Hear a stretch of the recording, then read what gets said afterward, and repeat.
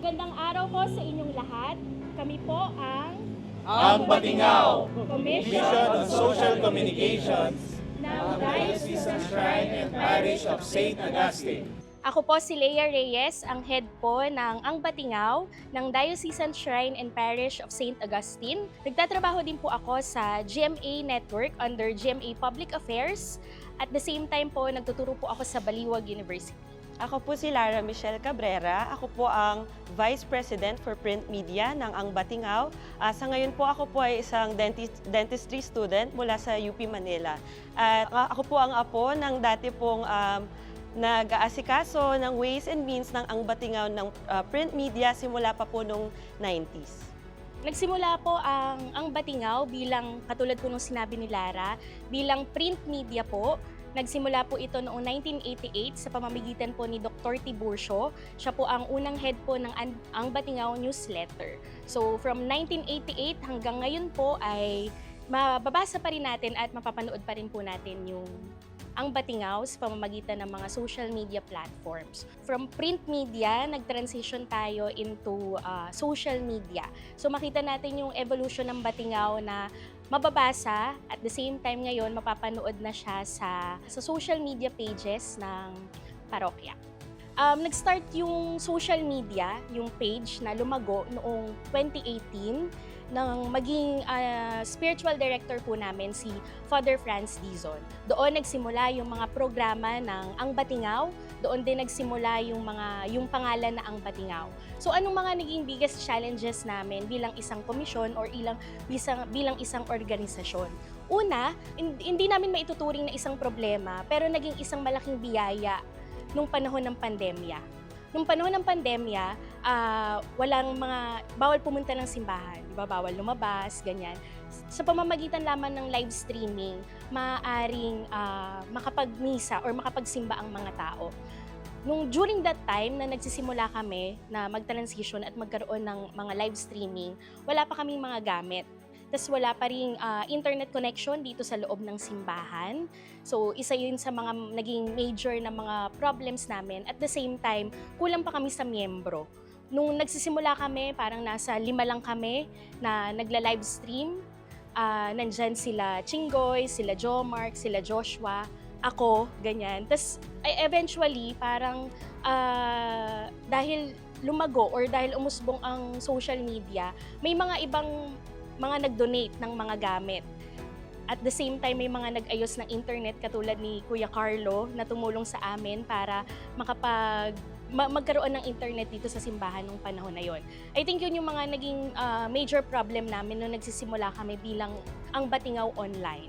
Okay? Yung mga gamit, manpower, at the same time, parte na rin dun siguro yung dahil kulang nga sa miyembro, kulang lang din yung kumikilos, limited lang. Hanggang sa dahil nagkaroon kami ng mga iba't ibang programa, kinakailangan naming mag-recruit, may mga pumasok naman sa amin dito sa organization, sa Ang Batingaw, bilang mga volunteers. Kami pong mga miyembro, yun nga po nabanggit po na ang ginagawa po namin na ministry po na ito sa paglilingkod sa simbahan ay volunteer. Lahat po kami volunteer. Ang oras po na nilalaan po ng bawat miyembro dito ay talagang serbisyo po para sa simbahan, para sa mga mananampalataya, sa mga deboto. So ito po, dito po namin na ipapakita ang aming pananampalataya dahil yung paglilingkod po namin at serbisyo po namin, hindi lang po para sa mga tao, para sa Panginoon. Yung serbisyo po namin ay para makarating sa lahat, para sa mga taong may sakit. Dito po natin maipapasok yung malasakit ng aming paglilingkod bilang mga miyembro ng Batingaw. Ang ministry po ng social communications dito sa simbahan ay upang maihatid pa ang ating pananampalataya, ang debosyon, ang mabuting balita na nanggagaling po dito sa ating simbahan upang mas marami pa pong maabot ng mga deboto, hindi lang po dito sa Baliwag, pwede po sa ibang bansa. Sa totoo lang po, marami rin pong nanonood ng mga Pilipino na mga mananampalataya natin na hanggang sa ibang bansa po ay naaabot. Ito po yung pinaka-driving force namin upang magpatuloy at palawigin pa ang aming nagagawa at patuloy pa pong mag-improve at gawin ang aming makakaya bilang mga volunteer at bilang mga miyembro ng Batingaw. Papasalamat po ang buong komisyon ng Ang Batingaw ng Social Communications dito po sa Dambana at Parokya ng San Agustin sa lungsod ng Baliwag. Nagpapasalamat po kami ng lubos sa aming pagkakakilala bilang Dangal ng Baliwag, lalong-lalo na po sa kay Mayor Mami Sonia Estrella, kay Mayor Vice Ferdy Estrella at sa pamunuan po ng buong lungsod ng Baliwag. Alam po namin na madalas po namin kayo nakakasama dito po sa ating simbahan at kami po ay nagpapasalamat dahil na-appreciate at nakita po ninyo ang aming mga effort, ang aming mga gawain at nagpapasalamat po kami dahil nagiging bahagi po kayo at sumusuporta sa aming komisyon ng paglilingkod dito po sa parokya. At kami po ay patuloy na maglilingkod dito sa ating lungsod ng Baliwag at sa lahat pa po ng mananampalataya na maaabot ng Ang Batingaw. Nagpapasalamat din po kami sa mga kaparian po na naging bahagi po ng aming paglilingkod dito po sa simbahan. Ang gumabay po sa amin, unang-una na kay Father Franz Dizon, kay Father Prince Lenric Marcelo, kay Father Jess De Silva at kay Father Carlo Mendoza. Gayon din po kay Father Francis Cortez at kay Father Ver Cruz.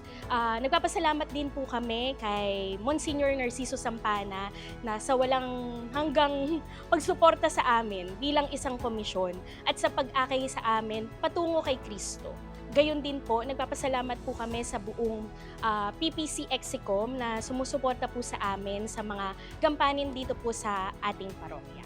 Nagpapasalamat din po kami, syempre, kay Bishop Dennis Villarojo. Isa po siya sa mga naging katuwang po namin dito sa social communications ang Batingaw. Meron po siyang programa po sa ating page na OOTD. So maraming salamat po, Bishop, sa walang hanggang pagsuporta sa amin. Nagpapasalamat din kami sa founding president ng Ang Batingaw, kay Dr. Emiterio Tiburcio. Muli po, kami po Ang Batingaw, Dangal ng Baliwag, proud Baliwagenyo.